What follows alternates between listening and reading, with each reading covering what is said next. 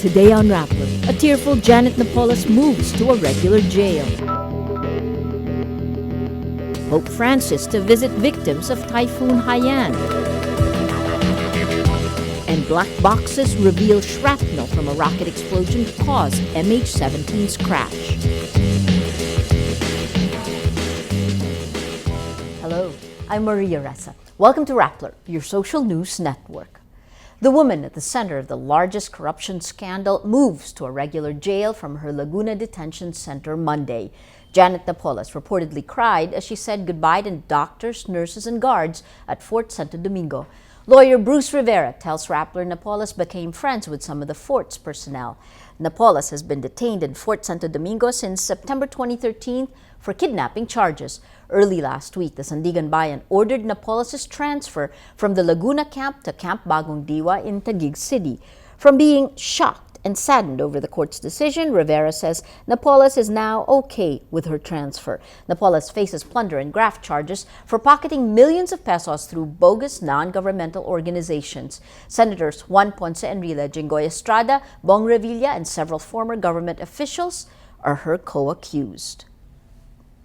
Allies of Senators Bong Revilla, Jinggoy Estrada, and Juan Ponce Enrile pushed for the detention of the three at Camp CRAME, but Senate President Frank Drilon points out only the court has the final say. Senators Tito Soto and Gregorio Onasan argue Revilla, Estrada, and Enrile should remain in Camp CRAME so they may, quote, continue to function as duly elected representatives of the people. Soto and Onasan argue the three are presumed innocent until convicted by the court.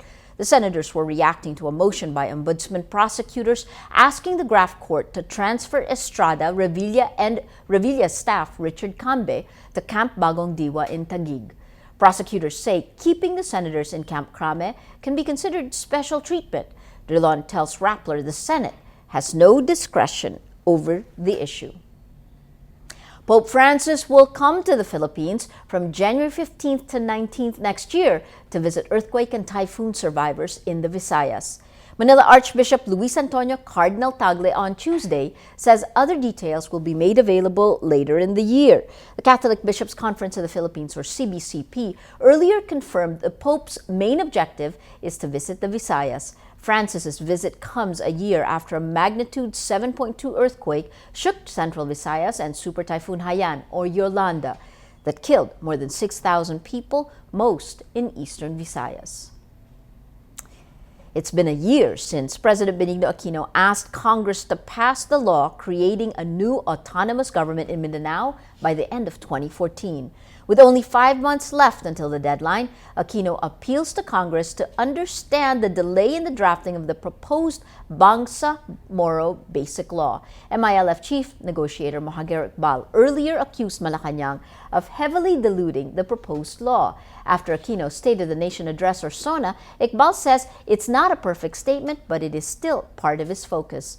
Before July 28, peace panels from both sides met to find the middle ground. Despite the problems, Aquino says he will not break the trust that enabled the peace process to move forward.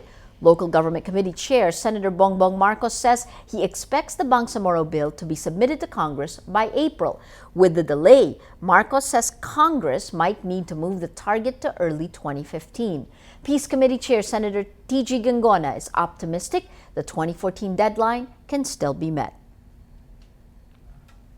As Muslims all over the world observe Eid al-Fitr Monday, 50 Abu Sayyaf members attacked a convoy of 40 civilians and 10 militia members in Sulu. Armed Forces spokesperson Lieutenant Colonel Ramon Zagala says the death toll reaches 23 Tuesday. Army spokesperson Lieutenant Colonel Ramon Zagala says The move for the attack is still unknown, but it's assumed members of the barangay peacekeeping team were the target. The militia unit, part of the Barangay Peacekeeping Action Team, works with government security forces to maintain peace. Zagala says the ambush may be a retaliatory move. He adds children and the elderly are among the dead. Spokesperson admits security in Sulu remains a challenge despite the military's presence. A series of clashes between the Abu Sayyaf and government troops have taken place in Sulu. Last May, at least 11 were killed in an encounter between the Abu Sayyaf and the Marines. In April, 14 members of the Abu Sayyaf were killed in an encounter with the military. Commission on Elections, or COMELEC Chair Sixto Brillantes, says he'd rather postpone the Sangguniang Kabataan or SK elections to October 2016. Brillantes says the COMELEC has a lot on its hands already in high gear preparing for the 2016 presidential elections. The National Youth Commission disagrees, saying the absence of SK officials in government since November 2013 is already a disservice to the youth. The scheduled elections last October 2013 was suspended for a year to give way to passing SK reform legislation. He adds the SK polls would cost around 2 billion pesos and proposes to, quote, temporarily do away with the SK for one full 3-year term. The Youth Commission says Brillantes' proposal is, quote, out of the question and youth participation in government should never be viewed as a disruption. On August 1, the Office of Rehabilitation SAR Panfilo Lacson will finally submit a 169 billion peso comprehensive rehabilitation plan for all Haiyan affected areas.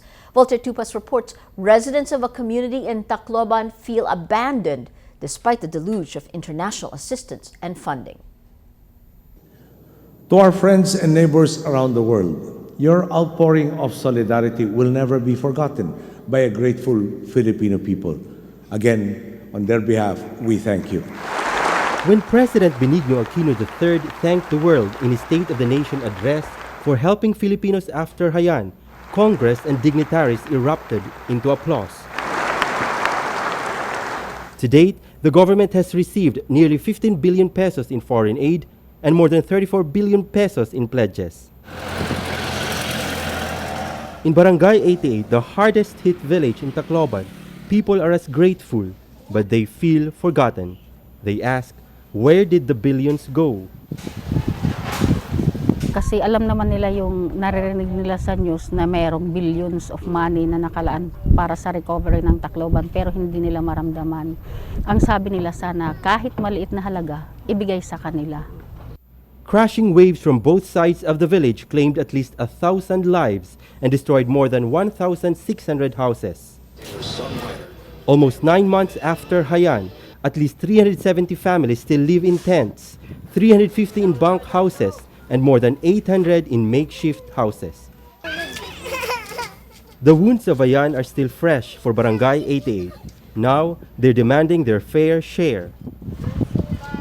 Sa aming minamahal na presidente, kayo ay ibinoto namin dahil naniniwala kami na kayo ay magaling at mabait na presidente. Sana wag haluan ng politika kasi mga tao rin kami. Ibigay na kung ano ang dapat para sa nasalanta ng bagyo para yung mga tao naman hindi magkaroon ng hinanakit sa inyo. Some local officials say bureaucracy and political rivalry get in the way of recovery. Kaya nga minsan there's a deadlock Kasi gusto ng LGU, kami na lang bahala. But at the same time, the national government, they have to be accountable also to the foreign donors.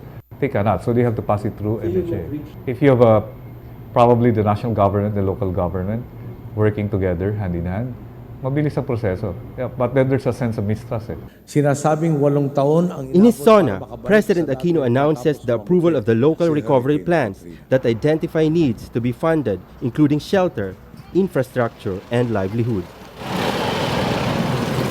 Ngayong Hulyo, isinumite na sa atin ang nilagdaan na rin natin ang LGU Rehabilitation and Recovery Plan para sa Cebu, Iloilo, Samar, Eastern Samar, Leyte at Tacloban City. Barangay 88 is a reminder of how one village was forgotten by the government after it was almost wiped out by Yolanda. People here hope that President Aquino will remember them, not only in his speech, but also in his deeds. Voltaire Tupa's Rappler, Tacloban. Air quality around Kuala Lumpur and on Borneo Island reaches unhealthy levels Tuesday as haze from forest fires in Indonesia engulfs the Malaysian capital. Kuala Lumpur residents wear face masks as protection from the choking smog as they brave the low visibility. Haze is an annual problem in Malaysia and Singapore. The fires are pinned on Indonesian palm oil firms illegally burning vast tracts of rainforests. Last month, Indonesian authorities warned Malaysia and Singapore that they could be hit by haze again after a huge jump in forest fires in Indonesia's Sumatra Island, which was at the center of last year's air pollution crisis. Black boxes recovered from the ill-fated Malaysia Airlines flight MH17 show shrapnel from a rocket explosion caused the passenger jet to crash. Data from the black boxes was decrypted in Britain after pro-Russian rebels handed them over to Malaysian officials. Investigators leading the probe in the Netherlands refused to confirm the latest information from Ukraine. They say they're, quote, waiting to get a more complete idea of what happened. Kiev and its Western allies accused insurgents of shooting down the plane, killing all 298 people on board. Israeli shelling knocks down the only power plant supplying electricity to the Gaza Strip. Palestinian energy executive Fatih al-Sheikh Khalil on Tuesday says the shelling damaged the steam generator and later hit the fuel tanks, which set the plant on fire. He adds 5 out of 10 of the Israeli electricity lines into the Gaza Strip were also damaged, and maintenance still cannot reach the affected areas. Besides the power plant, Gaza also purchases electricity from Israel, but many of the supply lines have been badly damaged by the recent fighting. The damage of the power plant adds to the heavy damage to civilian infrastructure in Gaza the past 22 days. Both sides have been trying to stamp out militant rocket fire and to destroy attack tunnels. Let's now look at Rappler's Wrap for today, a list of the 10 most important events around the world you shouldn't miss. At number 2, Muslims in Asia mark the end of Ramadan, but instead of the usual festivities, most commemorations held a somber note. Afghan President Hamid Karzai highlights the situation in Gaza. He says, quote, hundreds of people are being killed every day in Islamic countries.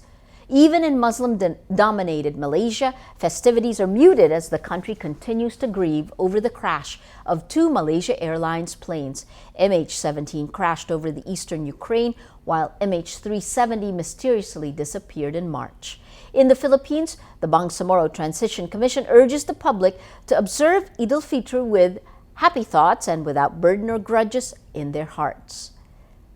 At number 6, after the spread of the deadly Ebola virus to 2 of West Africa's biggest cities, Liberia's President Ellen Johnson Sirleaf closes its borders.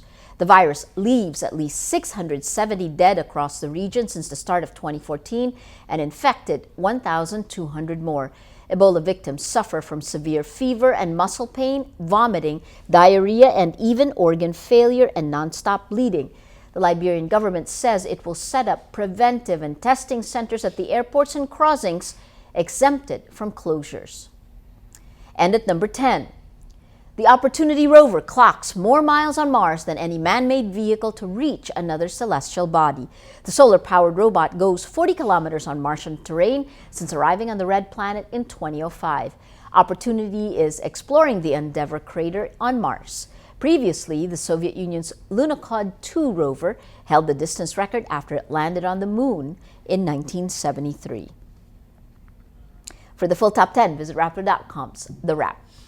A Spanish court on Monday rejects public prosecutors' requests to drop charges of tax fraud against 4-time World Footballer of the Year Lionel Messi.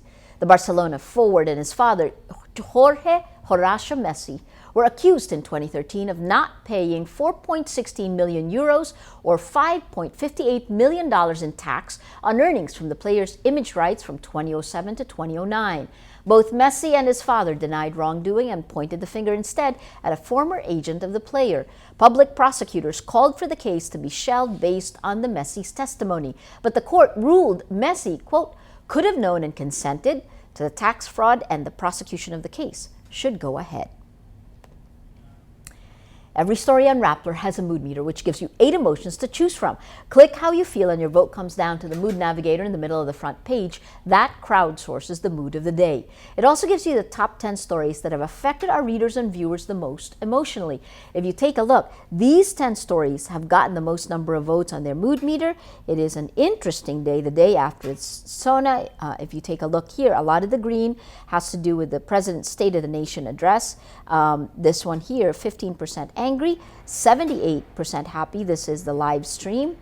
And you also have still on the SONA, leftist lawmakers walk out as the SONA begins, 62% annoyed, and interestingly here, this gray, 6% don't care. That gray also reflected in the story that's gotten the most number of votes in the last 24 hours in photos. SONA Fashion 2014, interestingly, 26% annoyed, 46% don't care. Enough people voted to make it the story with the most number of votes. That gray, bringing out the mood of the day and many of the others. Today, most people don't care. That is Rappler's Newscast for today, Tuesday, July 29th, 2014. Visit Rappler.com and watch our newscast Monday to Friday. Tell us how you feel on our mood meter and help us crowdsource the mood of the day. I'm Maria Ressa. As we say at Rappler, tomorrow begins today.